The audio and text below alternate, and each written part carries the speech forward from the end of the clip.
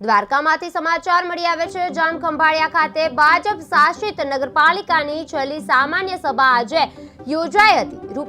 ₹7.72 કરોડની પુરાત સાથેનું આખરી બજેટ પાલિકા પ્રમુખ રચના મોટાણી દ્વારા રજૂ કરવામાં આવ્યું।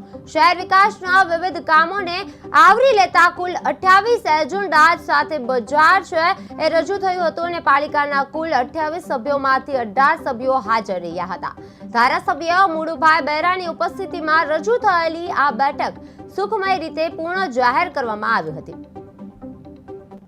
નગરપાલિકાની અમારી બોડીની આ છેલ્લી સામાન્ય સભા તથા બજેટ બેઠક યોજવામાં આવી હતી, જેમાં આપણા વિસ્તારના ધારાસભ્ય શ્રી મુળુભાઈ બેરા સાહેબની પણ ઉપસ્થિતિ હતી અને આમાં આપણે 7.72 કરોડનું પુરાંતવાળું બજેટ રજૂ કરવામાં આવ્યું છે।